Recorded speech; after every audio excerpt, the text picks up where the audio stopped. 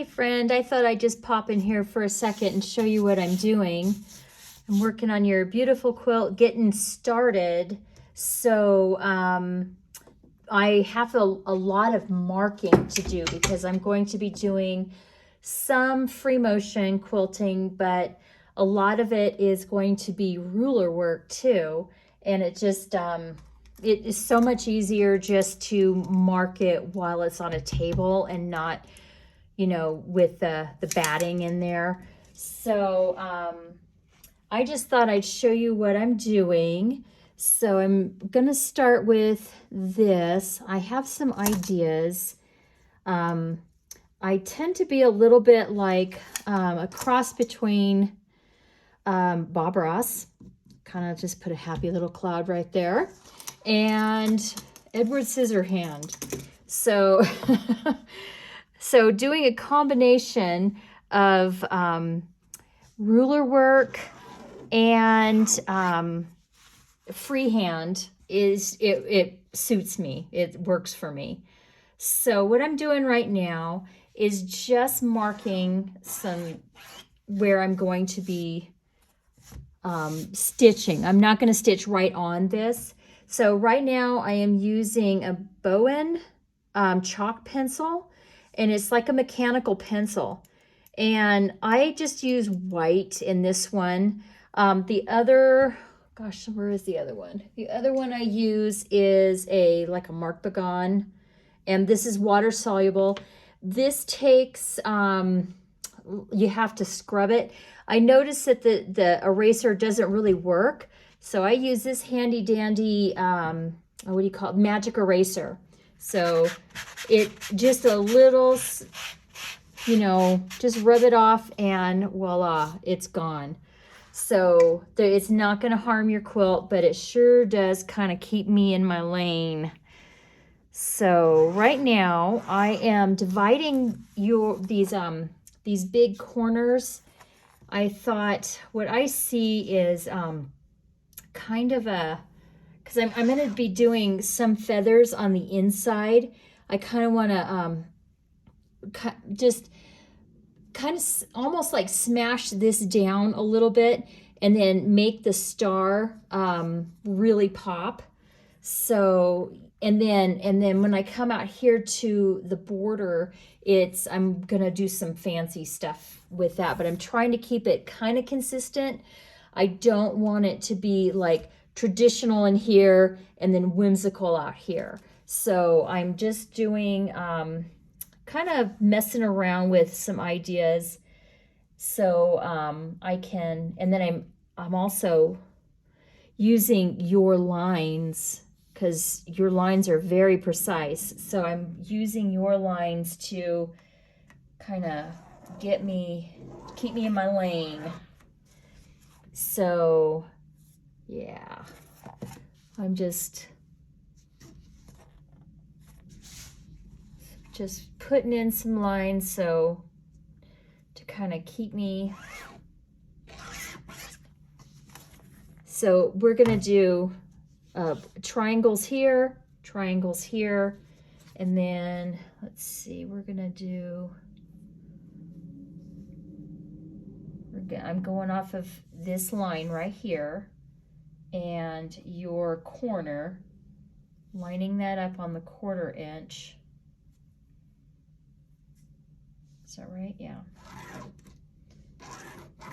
And if it doesn't work, all I have to do is hit it with that handy dandy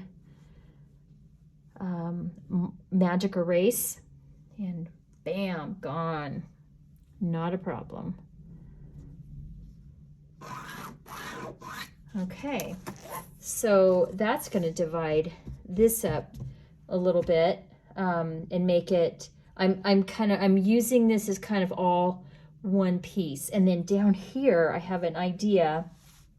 I'm going to do a checkerboard, kind of I'm going to do a 1-inch checkerboard, and then you have Minky for the backing, so this is really going to show up as some real fun texture in the back. I mean, it's going to be pretty in the front too, but you're really going to notice it in the back.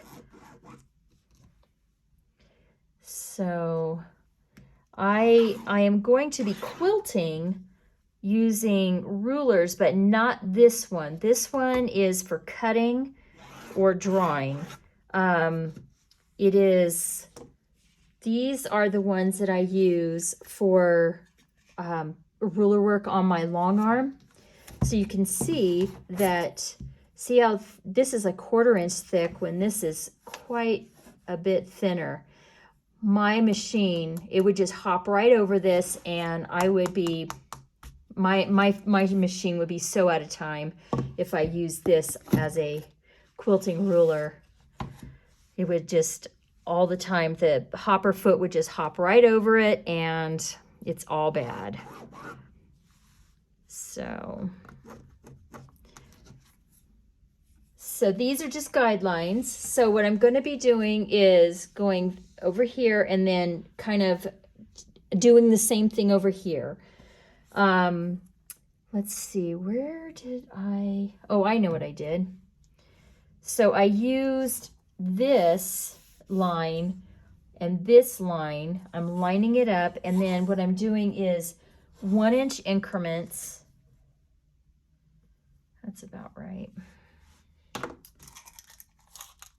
This doesn't have to be exact, but it doesn't have to be exact, but I'm trying to be consistent. Let's see. Well, let me start at this end. You know what? Let me go this way. Using,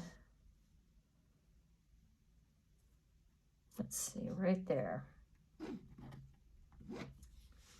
So what I meant by a checkerboard, let's go up here, because I'm trying to line up this line with this here, and this line, this seam line with this line on the ruler. So I'll show you what I mean by a checkerboard in a second. Let me just get this started.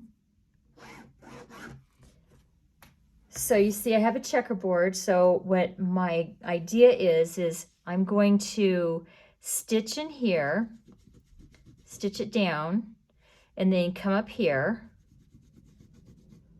and then come up here, and then down, and down, and then come along here, and down, and then, so you're gonna have this, let me finish this. Okay, so you're gonna have it smashed down here, and then all of this is going to poof up because I'm using wool batting, and then you have minky, which is even more poofier. So this is going to have some gorgeous texture in it. It's just, I love texture. If I'm going to be doing wool, especially with minky, I'm going to opt out all the time for poof, for texture. So another thing I'm going to do is out here, I'm going to be doing a fun little border. I'm going to come in about 2.5 inches, and then we're going to go off your middle. So we're going to put a line there, and I measured this out. It's about 6.5 inches across for each scallop. Whoops, that wasn't right. See, all gone. 6.5, and yeah, here, how much is, let's cut this one in half. This is 13. Let's do 6, let me see, 7 is 14, 6.5. Okay, so what my plan is, I'm going to do the smaller one first, and we're going to come down. So this is, I don't want to cut off your scallop when you put your binding on. So I want to make sure I give myself plenty of room here. So I'm going to come down about 1.5 inches, and we're going to go right smack dab in the middle of this scallop. Okay, so it is going to be, let me see, we're going to go here and then here. Can you see that? There's a little mark. I don't want to make it too dark because then that's just more I have to take out. So that's going to be a scallop, and then I'm going to outline it like this. So it'd be a little bit bigger. And then this is all going to do like piano keys out here. And then here, what I plan on doing is a little feather. So I'm going to start with a little teardrop, and then I'm going to come in here, go, whoops, there we go. Whoa, yeah, that's how it's done, son. Then come over here, bam. Come on, you can do this. Luckily, so it's going to have a nice little, lot of texture. We're going to do feathers all the way through, all around, even around here. I have something planned for, because we're going to turn the corner here, we're going to do, let me see, is that 2.5 inches? Yeah, 2.5. And then to keep this quilt from sneaking off the back of my table, I have it kind of meat hooked in here. So now we're going to go about 3 inches. You know what? Let me put a line using your stitch line and your corners. I am going to line that all up. So I have a corner all the way down. See? Your stitching is perfect. So I hope I can do it justice. So now we're going to use this little guy here. Let me see, do I want to do that one or that one? Let's do this one just for fun. I can always erase it. And we're just basically connecting the dots. Okay, so that's going to be your corner. Can you see it? And then we're going to do a fancy little teardrop in here. And let's try to get us, whoops, there we go. Bam, bam. Come on. And then come on, come on. It's going to be so much easier to stitch it than draw on it. But you're going to have some sweet little poofy feathers in there too. And then this is all going to be flattened out with stitching. So this is how I plan a quilt before I put it on the my rack, because I've never been very good at putting something on my frame and then just winging it. Sometimes I can if I'm more of a Bob Ross that day, but for the most part I have to have a plan, because what also happens is I will start doing my plan, and as I finish a quilt path, I roll it up, and then I can't remember what I just did. So I have to take a lot of pictures along the way.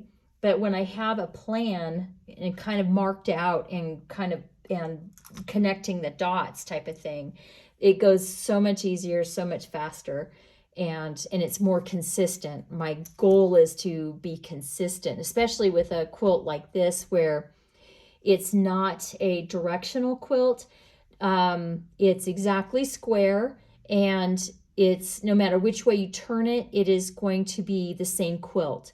And so there's no direction in it. So it is important for me to make sure that when I start a pattern, I want to carry it all the way through, and so it's not funky at the other end.